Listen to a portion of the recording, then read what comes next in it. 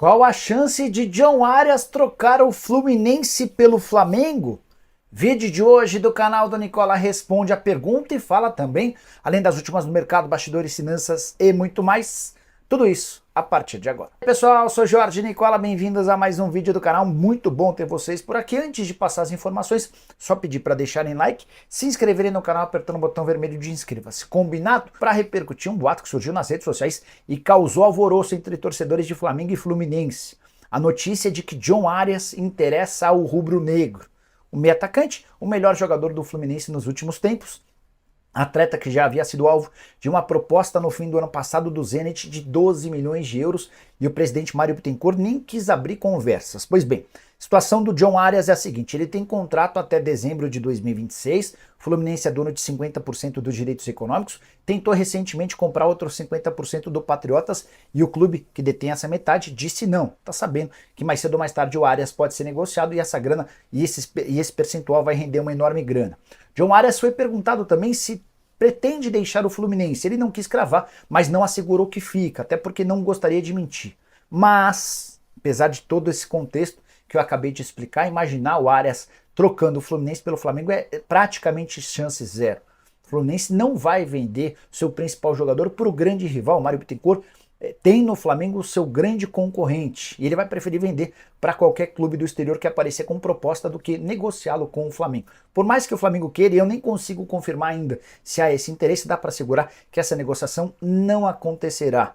Se o Zenit, por exemplo, eventualmente fizer uma nova proposta, o Bittencourt pode até facilitar essa negociação, mas não vai negociar o seu principal jogador com um grande rival. Descartemos essa história. Hoje é muito mais fácil para o Flamengo contratar o Maurício do Internacional, e esse é um alvo real do Fla, do que o John Arias, embora o John Arias fosse certamente um enorme acréscimo ao rubro-negro. E você prefere Arias ou Maurício? Use o espaço para comentários e diga se você acha que tem alguma chance de o Fluminense vender seu principal jogador para o grande rival. Também não esquece de deixar like, de se inscrever no canal. Vídeo com informações do Flamengo que folgou nesse domingo depois de amassar, a palavra é essa, amassar o Fluminense dentro do Maracanã no último sábado à noite pelo primeiro jogo da semifinal do Campeonato Carioca.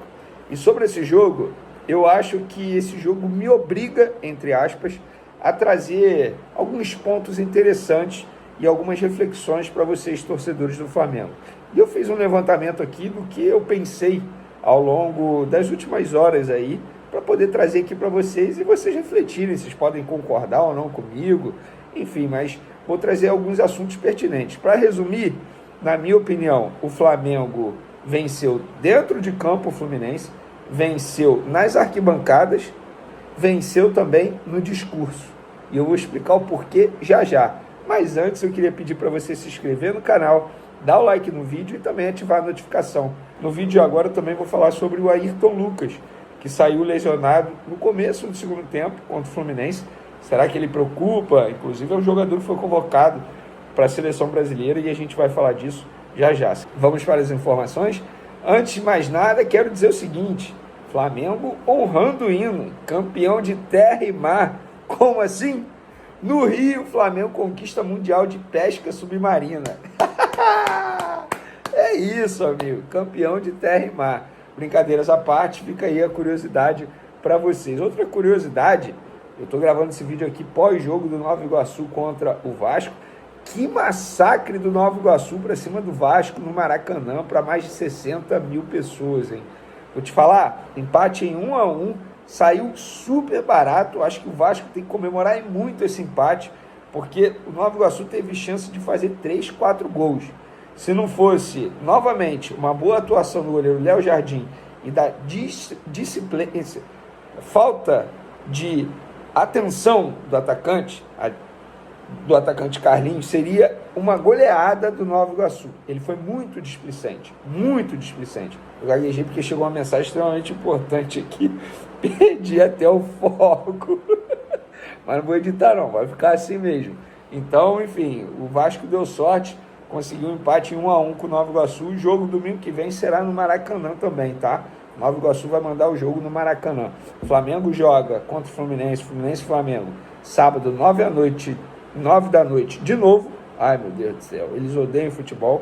E no domingo, 4 horas da tarde, Nova Iguaçu e Vasco. Vamos para o Flamengo? Já já vou falar sobre o Ayrton Lucas, mas eu vou trazer alguns pontos aqui que a gente precisa falar sobre o Flamengo. Primeiro, que evolução da parte física dos jogadores, e eu vou pegar um jogador para poder exemplificar. O Arrascaeta é um jogador que não posso dizer isso, mas nas últimas 2 temporadas estava sofrendo muito com a parte física. Por exemplo, ano passado não era comum ver o Arrascaeta ficar até os minutos finais de jogo. Muito pelo contrário, o Arrascaeta saía com 15 do segundo tempo. Era um jogador que fisicamente deixava muito a desejar, a gente sempre criticou isso. No jogo de ontem, ele não só ficou até o fim, mas ficou até o fim dando carrinho, ajudando a marcação e também dando uma assistência absurda para o gol do Pedro. O cruzamento dele no gol do Pedro é algo fora do normal, ele botou na cabeça do Pedro.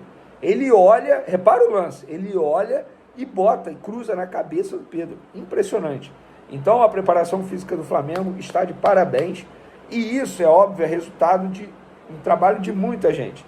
E também, quando o time joga certo, os jogadores correm menos, consequentemente se desgastam menos.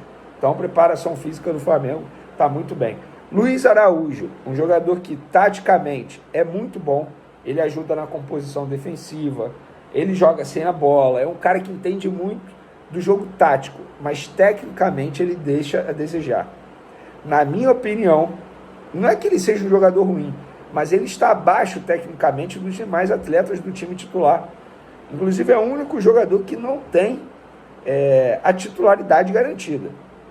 Quando o Gerson voltar, pode jogar na ponta direita, o Bruno Henrique pode brigar por uma posição ali, e o próprio Vitor Hugo pode brigar por uma posição ali. Mas ele tecnicamente está abaixo, taticamente ajuda bastante. Pênalti no De La Cruz, do lado do Fluminense. Se fosse ao contrário, a gente estaria ouvindo a semana inteira. E parabéns a Bruno Spindel, que a gente sempre fala assim, quando ganha, o clube não reclama da arbitragem. Ontem o Flamengo ganhou e o Bruno Spindel botou a cara em uma entrevista coletiva, na verdade entrevista não, um pronunciamento para falar da arbitragem e reclamar da arbitragem de maneira correta. Mais uma partida absurda do Eric Pulgar. O cruzamento dele para o gol de Cebolinha foi maravilhoso, estilo Arrascaeta. Ele olha, bota na cabeça do Cebolinha, o Cebolinha não tem nem trabalho de pular para cabecear. Ajuda na marcação, ajuda nas jogadas ofensivas, dá passe quebrando linha adversária. Que jogador é o Eric Pulgar? Vai fazer muita falta durante a data FIFA. Data FIFA não, durante a Copa América. Se fosse data FIFA, o futebol iria parar aqui no Brasil. Outro ponto que me chamou a atenção, bola aérea do Flamengo. O Flamengo não perde. O Flamengo está muito bem na bola aérea. Esquece. A bola aérea do Flamengo está muito bem treinada, tanto na parte defensiva quanto na parte ofensiva. Tanto é que os 2 gols de ontem foram gols de cabeça. Então, parabéns ao trabalho da comissão técnica do Tite nesse quesito. Outro ponto, por falar em zaga, cara, o Fabrício Bruno está jogando muito. É um combate certeiro. A gente fala do Léo Pereira, de fato, tem que falar mesmo, que é um começo de ano assustador. Tem até a brincadeira do fato de estar namorando. Mas o Fabrício Bruno, cara, a gente não pode deixar de elogiar. Perfeito o jogo dele contra o Fluminense, muito bem. Sério, não deu espaço para os jogadores adversários. Outro ponto que me chama a atenção no time do Flamengo. O Flamengo não é um time maldoso, não faz muitas faltas. Toma poucos cartões amarelos. Tem um cartão vermelho que foi do Thiaguinho, não era nem o Tite que estava comandando, era o Mário Jorge com a garotada. Ou seja, é um time super disciplinado. Isso faz diferença. Você ficar tomando cartão amarelo toda hora pode te custar caro, obviamente, consequentemente, o vermelho. Outro ponto, Felipe Melo após o jogo, ele só pode estar de sacanagem, de brincadeira. Desculpa a palavra, mas essa é a verdade. Ele deu uma entrevista coletiva na Zona Mista e ele disse o seguinte, abre aspas para o Felipe Melo, até o momento da expulsão o Fluminense foi bem melhor. Lembrando que o Thiago Santos foi expulso aos 15 do segundo tempo. O jogo se desenhava para um possível empate. Depois da expulsão tivemos que correr para caramba e marcar. Infelizmente tomamos o gol no final, mas demonstramos no ano passado que podemos virar o resultado. O trabalho em silêncio é a melhor coisa nesse momento. Fecha aspas. Inclusive, Felipe Melo, você poderia ter ficado em silêncio. Eu não vou perder muito tempo falando do Felipe Melo, não, mas só vou trazer alguns números aqui de Fluminense 0, Flamengo 2. Chutes, Fluminense 8, Flamengo 24. Chutes a gol, Fluminense 0, Flamengo 9. Escanteios, 3 Fluminense, 9 Flamengo. Grandes chances, 1 do Fluminense, 7 do Flamengo. Defesas do goleiro, 8 do Fluminense, nenhuma do Rossi. Inclusive tem um lance que está viralizando nas redes sociais do Rossi, pulando totalmente desnecessário no chão. Brincadeiras à parte, eu acho que ele fez aquilo para o uniforme ser lavado, porque senão seria lavado à toa. Porque, nossa, não teve nenhuma dificuldade o Rossi. O Rossi assistiu ao jogo de camarote. Outra, por falar em entrevista, Marcelo se irritou com uma pergunta de um repórter. Eu esqueci o nome do repórter, peço até desculpa, cara. Era para eu ter anotado aqui, mas enfim. O repórter fez uma pergunta extremamente pertinente a ele. Sobre a agressividade do Fluminense, sobre a fragilidade do Fluminense em clássicos. São 11 clássicos sem vencer. E aí o Marcelo se irritou. Abre aspas. Acho até uma brincadeira, uma coisa séria que a gente está falando, e você falar que o Fluminense não é agressivo, se baseando em comentários de quem não é profissional da área. Fecha aspas. Primeiro, o profissional não se baseou em quem não é da área, se baseou na opinião dele. E a opinião dele está certa. Os resultados mostram isso, Marcelo. São 11 clássicos sem vencer. Você acha isso normal? Essa atitude do Marcelo, você pode ter certeza que é causada, embora o Marcelo seja um jogador extremamente inteligente, por conta da atuação do Flamengo. Porque o Flamengo deu uma aula no Fluminense. E a entrevista coletiva do Tite foi perfeita. O Tite falou: nós fomos soberanos, nós merecemos vencer, nós vencemos, tem mais um jogo no sábado, não tem nada decidido, e é isso. Até no discurso, o Flamengo ganhou do Fluminense ontem. E não sei se vocês sabiam, mas o Flamengo chegou a 10 jogos seguidos sem sofrer gols, repetindo um feito que só tinha sido obtido pela geração de Zico, no final dos anos 70. O Flamengo não toma gol há 10 jogos seguidos, gente. É por isso que eu falo, você torcendo o Flamengo, na minha opinião, pode comemorar. O Flamengo está na final do Campeonato Carioca. Eu não vejo o Flamengo tomando 3 gols e não fazendo nenhum no Fluminense. De verdade. Não é soberba, é análise do trabalho do Flamengo. Fazer gol no Flamengo hoje é extremamente difícil. Arrisco a dizer que o Flamengo não perde 10 jogos na temporada. Por isso que eu acho que o Flamengo é o favorito no Campeonato Brasileiro. Mata-mata é uma outra história. Aí é uma outra situação. Mas Campeonato Brasileiro, para mim, o Flamengo é o grande favorito, embora o Palmeiras tenha sido campeão nas 2 últimas temporadas. Para finalizar, sobre a Ayrton Lucas, galera, o que me relataram é que não preocupa, foi uma pancada joelho com joelho, muita gente preocupada aí com a Ayrton Lucas, mas até o momento sem nenhuma preocupação.